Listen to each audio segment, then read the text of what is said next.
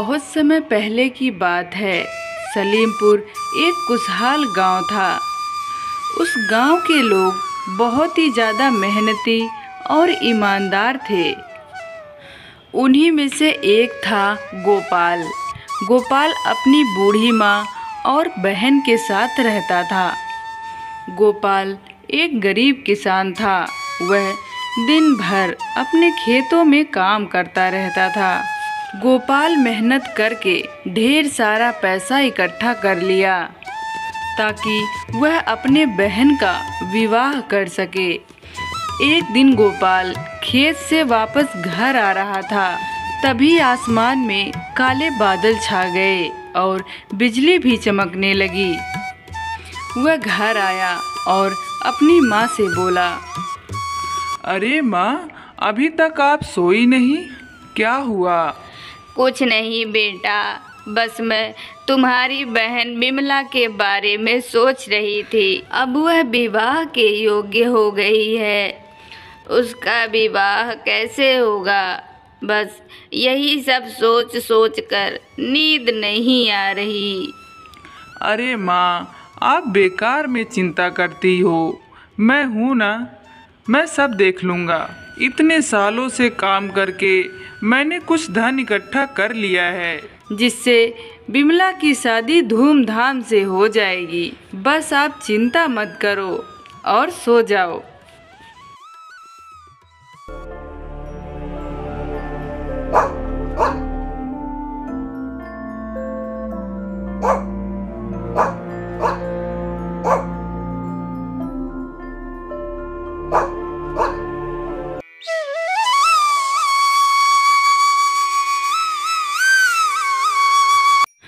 अगली सुबह जब गोपाल की आँख खुलती है तो वह देखता है कि उसकी अलमारी खुली हुई है और उसमें से सारे पैसे भी गायब हैं।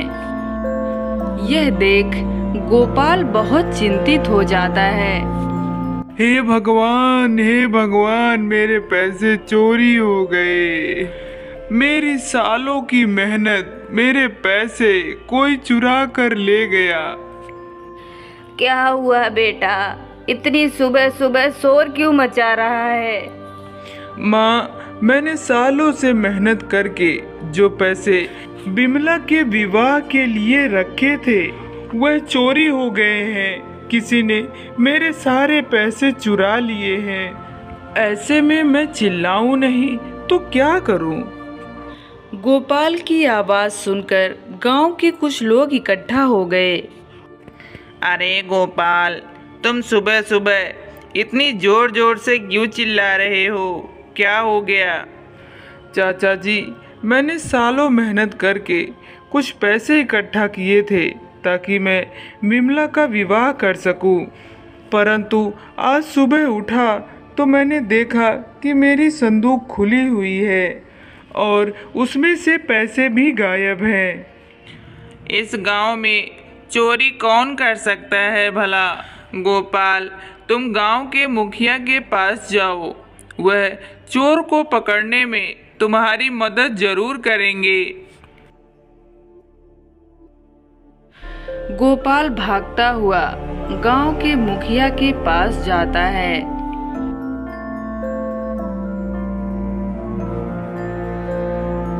और उनको सारी घटना बताता है। कुछ कीजिए मुखिया जी, मैंने वह पैसे बहुत मेहनत से कमाए थे।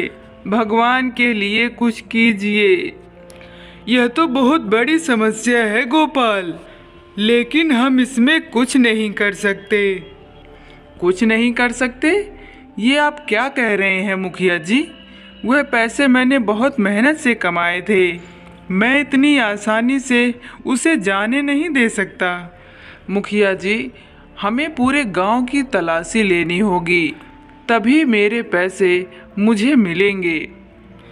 गोपाल, बिना सबूत के हम किसी के घर में ऐसे ही तलाशी नहीं ले सकते। ये गलत होगा। तुम अभी घर जाओ, मैं कुछ सोचता हूँ। मुखिया की बात सुनकर गोपाल उदास मन से घर आ जाता है।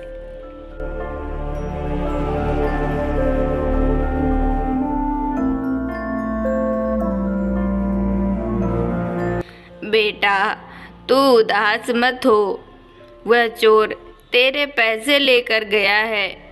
तेरी मेहनत नहीं तो फिर से मेहनत कर, ऊपर वाला सब देख रहा है बेटा, तुम्हें तुम्हारी मेहनत का फल जरूर देगा। हाँ माँ, आप ठीक कह रही हो। मैं खूब मेहनत करूँगा और फिर से पैसे इकट्ठा करूँगा। अपने माँ की बात सुनकर गोपाल खेत की तरफ चला गया।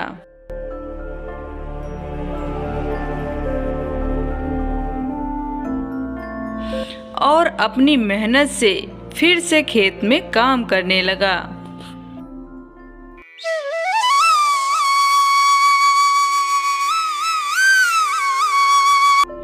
एक दिन गोपाल अपने खेत के पास बैठकर कुछ सोच रहा था। तभी उसकी नजर उसके खेत में बने हुए कुएं पर गई। कुएं को देखकर गोपाल के दिमाग में एक विचार आया।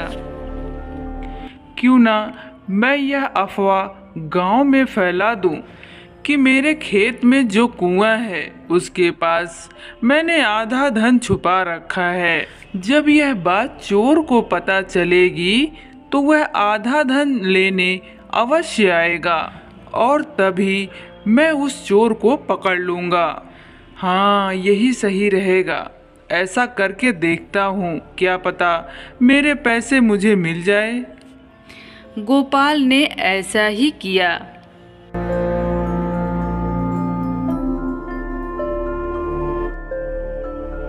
वह गांव में सभी लोगों के पास जाकर यह अफवाह फैला देता है कि उसने कुएं के पास आधा धन छुपा रखा है। यह अफवाह चोर के पास भी पहुंच गई। अरे गोपाल, तुमने अपना आधा धन खेत में कुएं के पास गाड़ रखा है। यह तो अच्छी तरकीब है चोर से अपना धन बचाने का। हाँ भाई, तुम सही कह रहे हो। इसीलिए तो मैंने अपना आधा धन कुएं के पास छुपा दिया। तभी तो वह धन आज सुरक्षित बचा हुआ है, वरना वह भी चोरी हो जाता। मेरे पास तो कुछ भी नहीं रह जाता। उसी रात गोपाल मुखिया और कुछ गांव वालों के साथ मिलकर वह एक पेड़ के पीछे छिप जाते हैं और चोर का इंतजार करने लगते हैं। कुछ देर बाद वह चोर कुएं के पास आता है और वहां खुदाई करने लगता है। तभी मुखिया और गांव के कुछ लोग चोर के पास आते हैं और उसे चारों तरफ से घेर लेते हैं। तभी गोपाल देखता है कि यह तो गांव का ही सदस्य रघुनाथ है। अरे रघुनाथ, तुमने लिए हैं गोपाल के पैसे। तो तुम ही हो जो गांव में चोरियां करते फिरते हो। रघुनाथ गांव का ही एक सदस्य होता है जो बुरी संगत की वजह से चोरी का मार्ग अपना लेता है। बोलो गोपाल, इसके साथ क्या किया जाए? तुम्हारा चोर तुम्हारे सामने है। मुखिया जी, रघुनाथ हमारे ही गांव का एक सदस्य है। मुझे लगता है इसे सुधरने का एक मौका देना चाहिए। सभी गांव वालों ने मिलकर यह तय किया कि रघुनाथ को गोपाल के खेत में 2 महीने काम करना होगा, वो भी बिना वेतन के। गोपाल के सूझबूझ से वह पैसे उसे वापस मिल जाते हैं और वह खुशी खुशी रहने लगता है।